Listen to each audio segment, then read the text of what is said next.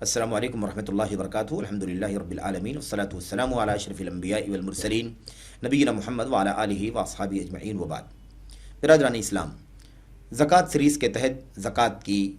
اہمیت، فضیلت، اس کے مقام و مرتبے کے حوالے سے ایک نقطہ ہمارے سامنے اس وقت اور بھی ہے، اور وہ بھی بہت زیادہ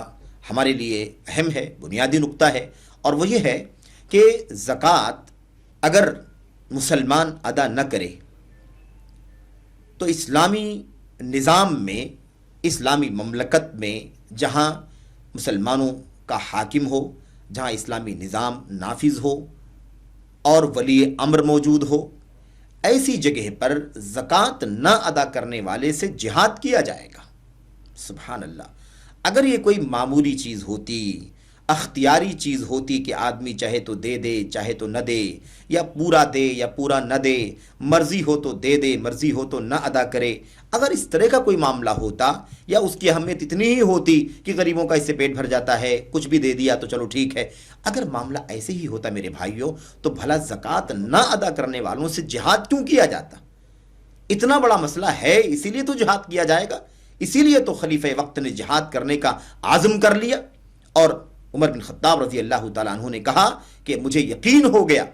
کہ مانعین زکوٰۃ یعنی زکوٰۃ نہ ادا کرنے والوں سے جہاد کرنے کے سلسلے میں اللہ رب العالمین نے صدیق اکبر رضی اللہ تعالیٰ عنہ کا سینہ کھول دیا ہے. میرے بھائیوں، میرے بزرگوں، آئیے ذرا دیکھتے ہیں. عبداللہ بن عمر رضی اللہ تعالیٰ عنہ سے مروی ہے، کہتے ہیں کہ رسول کریم صلی اللہ علیہ وسلم نے فرمایا: امرت ان اقاتل الناس حتى يشهدوا ان لا الہ الا اللہ وان محمد رسول اللہ ويقيموا الصلاة ويؤتوا الزکاة فاذا فعلوا ذلك عصموا مني دماءهم واموالهم الا بحق الاسلام وحسابهم على اللہ. یہ روایت صحیحین کے اندر ہے. میرے بھائیوں،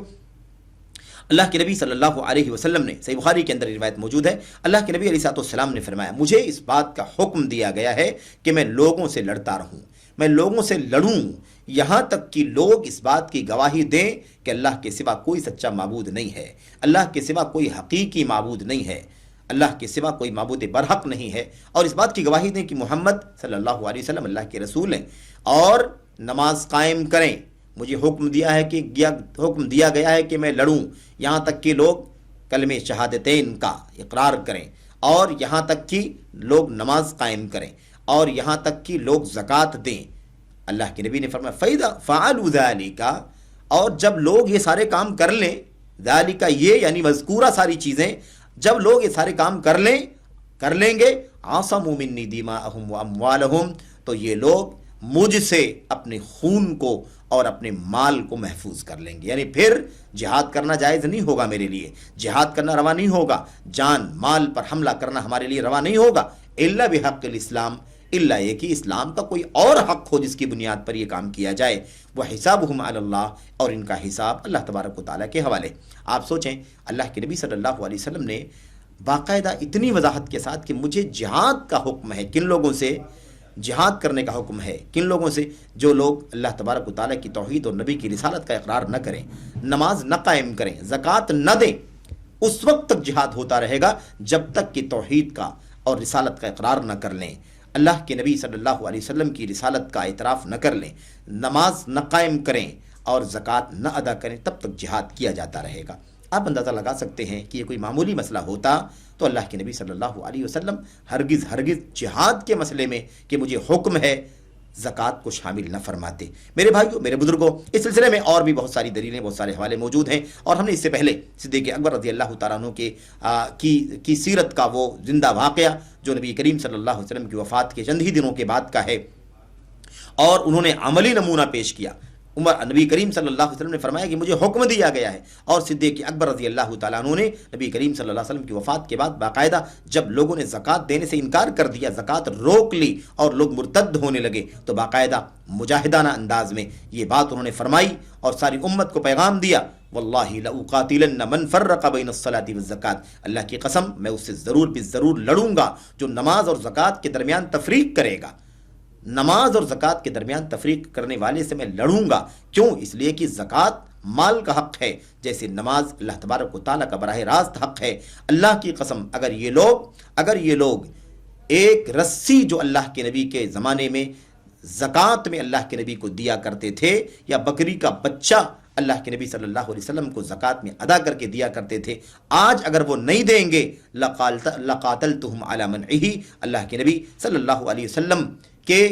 کو دینے والے آج اگر آپ کی وفات کے بعد نہیں ادا کریں گے تو میں زکوٰۃ نہ دینے پر، ایک رسی جو دیتے تھے اس کے نہ دینے پر، بکری کا بچہ جو دیتے تھے اس کے نہ دینے پر میں ان سے جہاد کروں گا، میں ان سے لڑوں گا۔ عمر بن خطاب رضی اللہ تعالیٰ نے فرمایا ما هو الا رأيت الله قد شرح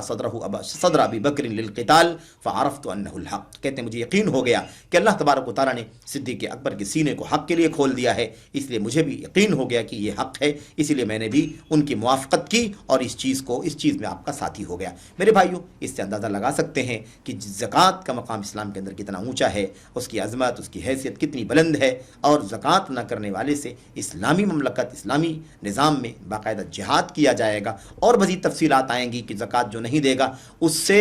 وہ زکوٰۃ جبراً وصول کی جائے گی، بلکہ مزید بھی بطور جرمانہ اس سے وصول کیا جائے گا۔ میرے بھائیوں، اللہ سے دعا کرتے ہیں کہ اللہ تبارک و تعالیٰ ہمیں ان باتوں سے زکوٰۃ کی اہمیت اور عظمت کو سمجھنے کی توفیق عطا فرمائے، گرچہ ہم ایسے ماحول میں نہیں ہیں کہ جہاں اس طرح کی چیزیں ہمارے ساتھ میں ہوں، ہمارے زکوٰۃ نہ دینے پر ہمارے ساتھ اس طرح کے معاملات ہوں، ایسا تو نہیں ہے، لیکن میرے بھائیوں یہ حدیثیں ہمارے سامنے ہیں، یہ سنت کے نمونے ہمارے سامنے ہیں، اس سے ہمیں زکوٰۃ کی عظمت اور اہمیت کو سمجھنا ضروری ہے اور اس کے مطابق ہمیں ادا کرنا ضروری ہے۔ اللہ تعالیٰ ہمیں اس کی توفیق عطا فرمائے، آمین یا رب العالمین، وصلی اللہ وسلم وبارک علی نبینا محمد وعلی آلہ وصحبہ اجمعین۔ السلام علیکم ورحمۃ اللہ وبرکاتہ۔